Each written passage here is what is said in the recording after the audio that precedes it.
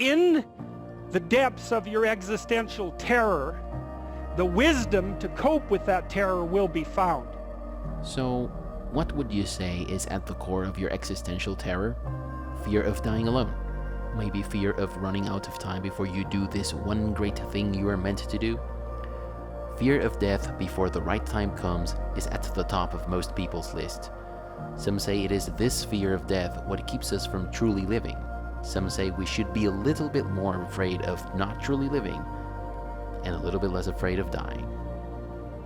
Welcome to Ye Olde Entertainment. My name is Alex, and it is my duty, my mission, my purpose in life to help you decide whether that game that you have been thumbing for so long is indeed the right game for you or not. But not today. Today I'm here to talk about my time spent with giant sparrows, What Remains of Edith Finch.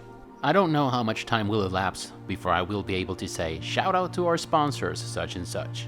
So I might just start today by thanking Javier, who is a sponsor of sorts I suppose for this video, for sending me a copy of this game via Steam for me to review, and to Adriana for her words of encouragement, and also for suggesting that I tackle What Remains of Edith Finch next. So I'll do my best to try and wrap my head around my experience with What Remains of Edith Finch, and maybe present you whatever half-assed philosophical conjuring I come up with as my final conclusion. For starters, I should say that What Remains of Edith Finch is an adventure game that is about Edith and her family, until it stops being about that, and it starts being about you. Maybe we believed so much in a family curse, we made it real. Fear of death before the right time comes. Fear, death, and time are concepts that have obsessed us as a race for as long as we have been around. What Remains of Edith Finch juggles with these themes almost as straightforwardly as some of those books and authors shelved in many of the libraries around the Finch house. One such book is The Magic Mountain by Thomas Mann. In this book, protagonist Hans Castorp travels to Berghof, an isolated tuberculosis sanatorium located somewhere far away in the Swiss Alps. The Finch's house in What Remains of Edith Finch acts like the Berghof Sanatorium in the Magic Mountain. It is meant to be located in a remote place to keep the Finches isolated from the rest of the world. In the Magic Mountain, the sick lodgers of Berghof represent the elitist clusters of society in Europe who voluntarily kept themselves in isolation from the rest of the world. Sick not from tuberculosis, but with the idea that they were better than everyone else.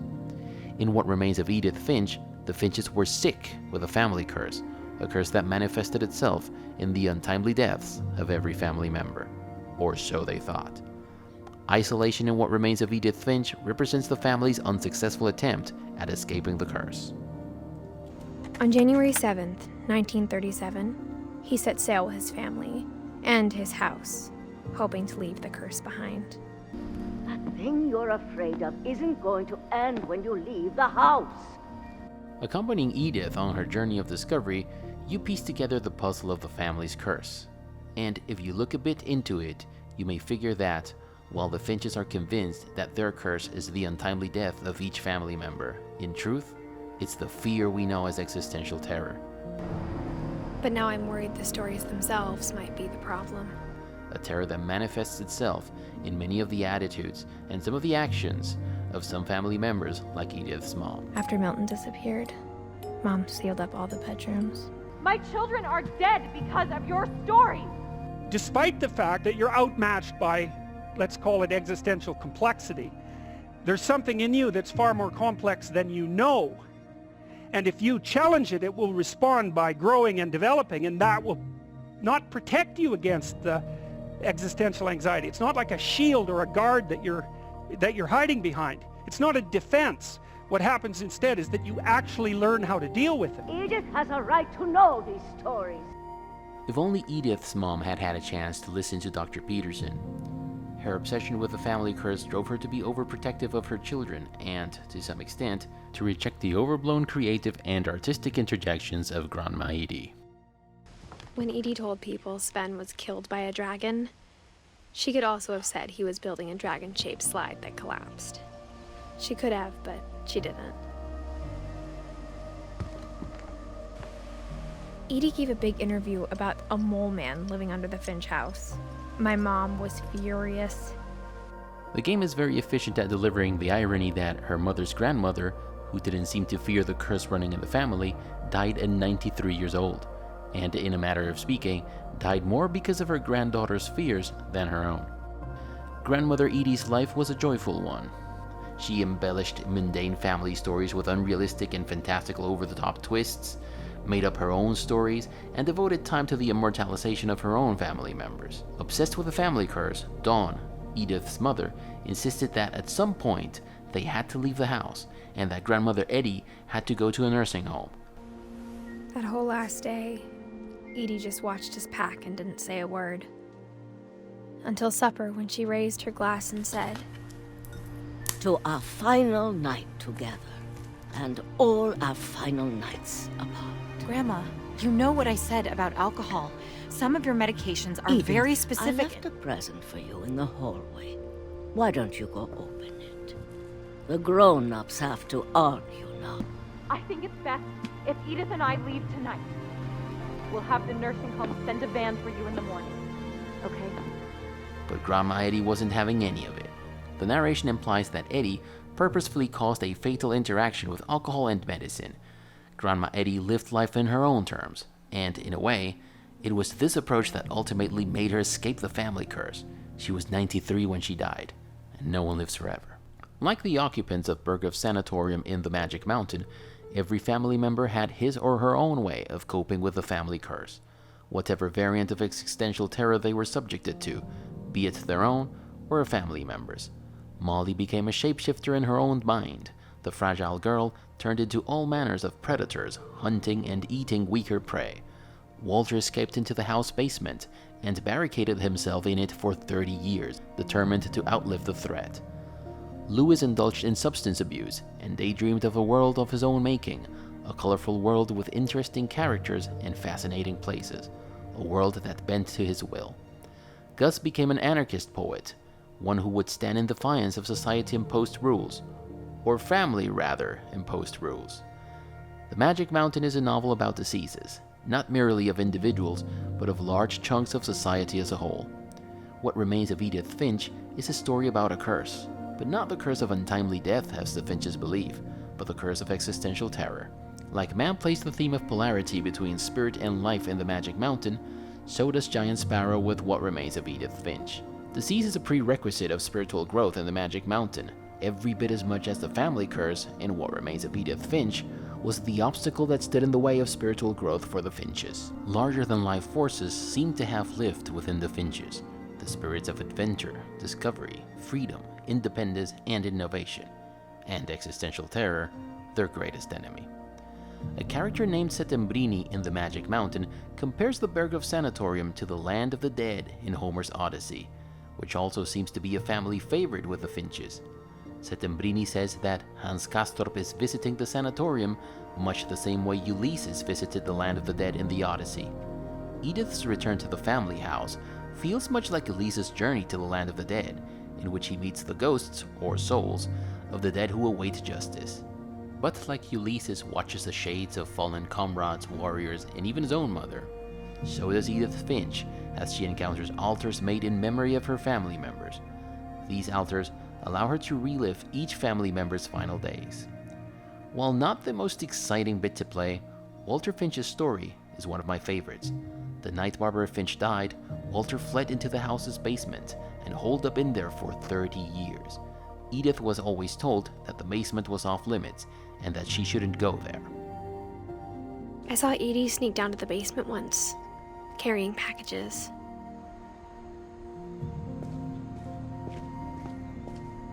I thought maybe she was hiding presents. It turned out she was hiding a lot more than that.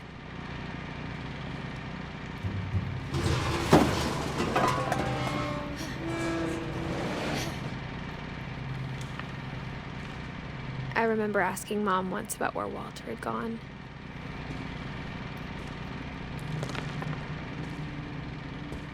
She said after Barbara died, he got as far away as he could. The reason why Walter's story is one of my favorites is because you can tell the exact moment in which he overcame his fears, his existential terror.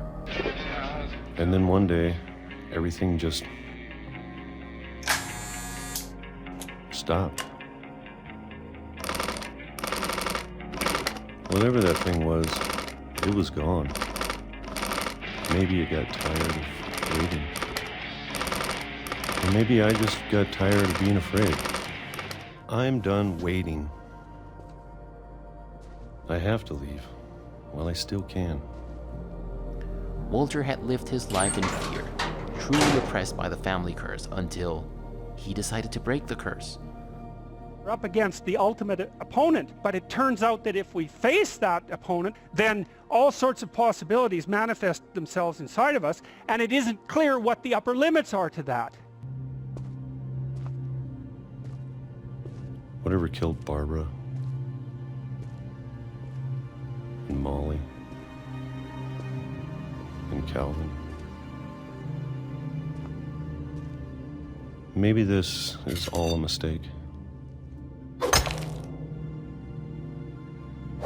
But I need to stop living the same day, even if it kills me.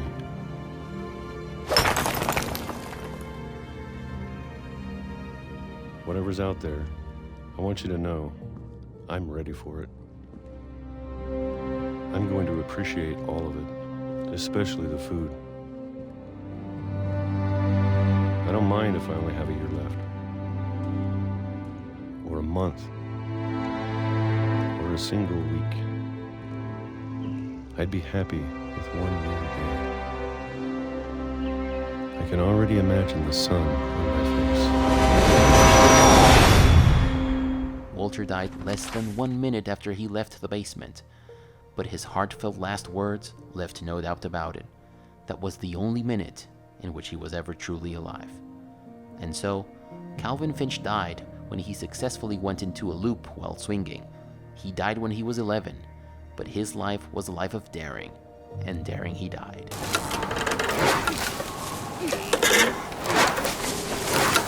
The day he made up his mind to fly. And he did. Gus died when he was crushed by a tent while he was refusing to go indoors. He was 13 years old when he died, but his life was a life of defiance, and defiant he stood in his last moments. See, most members found a way around the looming curse of existential terror. They didn't die of the curse, they defeated it. The Finches did seem to like their magic realism. Copies of a book about Jorge Luis Borges and his story The Aleph are scattered all around the house. The guys at Giant Sparrow sure like to wear their influences on their sleeve. Having copies of The Aleph in almost every library around the house makes sense. The Argentinian writer described the Aleph as a place from which you can simultaneously see the universe from all angles. It is a brief access to a microcosmos which reveals every angle of existence. One such copy is lying on a conspicuous shelf on top of the library's secret entrance, as though signaling the way into the Aleph, the place where metaphorically all the Finches are buried. Inside, Edith finds Edie's story on the Finches, a microcosmos that reveals every angle of the Finches' existence. Jorge Luis Borges' question, is it really possible to separate reality from fiction, comes alive in many passages of the game, while Edith pokes around in that part of her family member's psyche that lives in their letters and journals. The Finches had larger-than-life worlds within them, all of which was hardcore fiction. Dealing with them meant dealing with their fictions, thus rendering the waters of fiction and reality murky and scrambled, much like Borges described them in the Aleph, and every bit of it is recorded in Grandma Edie's gift to Edith. It was one such fiction that made the game stop being about Edith Finch, her family, and their curse, and started being about me. I was talking all along my playthrough, as I often do.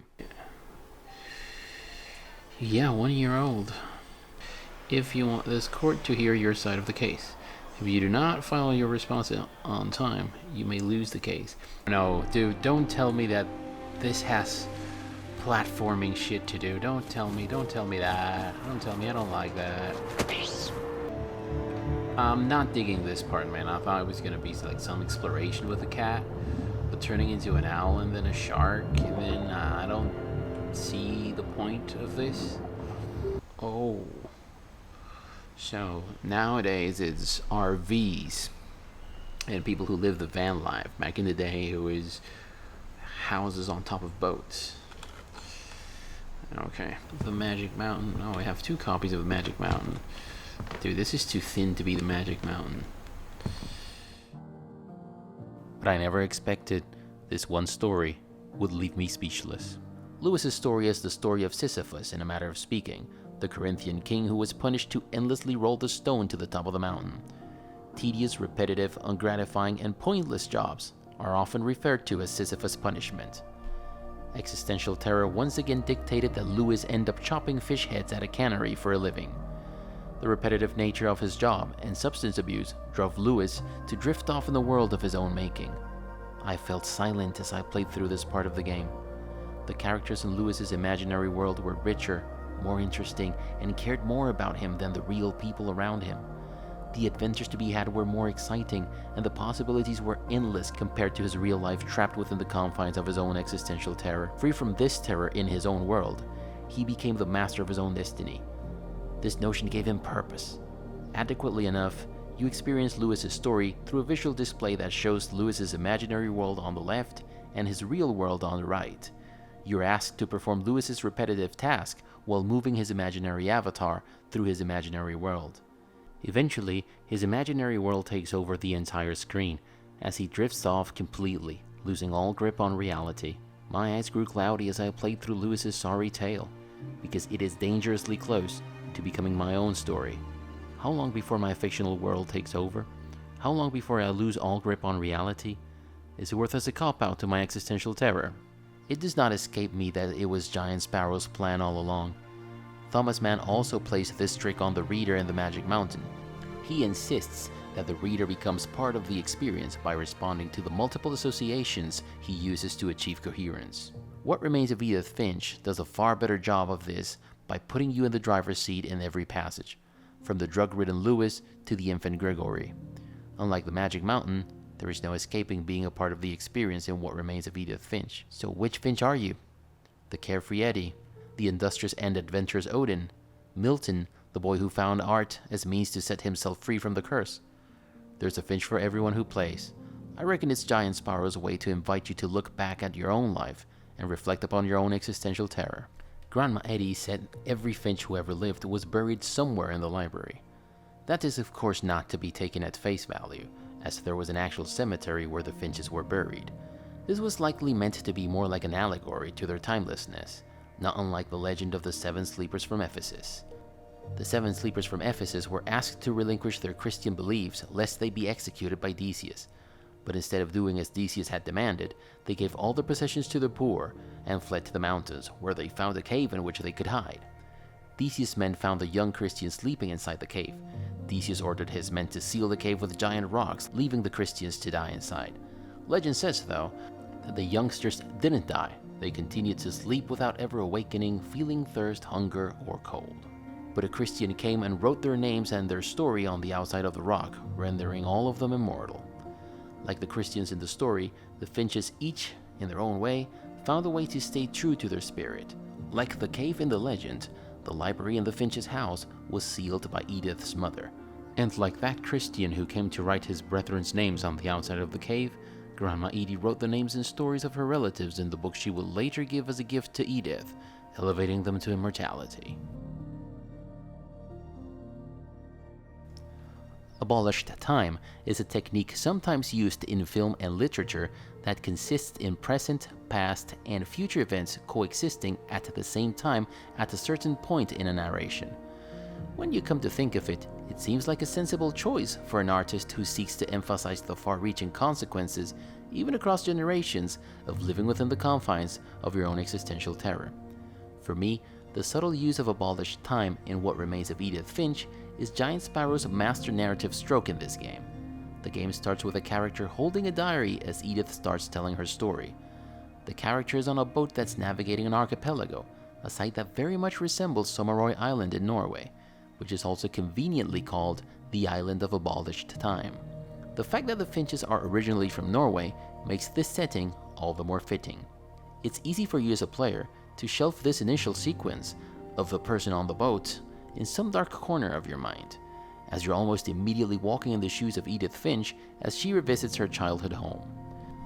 The seamless exercise of abolished time goes full circle when, in the end, it is revealed that, all along, the voice that you had been hearing was not that of Edith herself as she explored her family's house in her present time, but her own son's fabrication of her voice as he reads her diary in his mind. This person holding the diary and bouquet of flowers at the beginning of the game turns out to be her son. So it is implied that Edith died in childbirth, and that the journal that she wrote during her time exploring the house is all that remains for her son to remember her by. But see, that's not all there is to it. In the end, what remains of Edith Finch is a question that Giant Sparrow never had any intention of answering. What remains of Edith Finch is a question left for you to answer. For me, what remains of Edith Finch is a lesson. Shielding yourself from the world around you, trying to escape your reality, or finding ways to maneuver around it will kill you. One bit at a time, or all at once. It isn't the construction of defenses. It's not something artificial like defense against death anxiety. It's actually how you learn to cope in the world. And it's a poor alternative to the thing you should do. And that is coming to terms with your existential terror and defeating it by acknowledging that one day you will be gone all the same. So you might as well let the spirit that lives within you take the reins of your life and lead you to a brighter future. If you liked the video, give it a thumbs up. If you didn't, thank you for watching all the way up until now. If you like what you're seeing in this channel, please consider subscribing and clicking that notification bell to avoid the usual YouTube shenanigans. Share the video, but most importantly, never stop gaming, but don't let gaming get in the way of your hopes and dreams. Bye, everyone.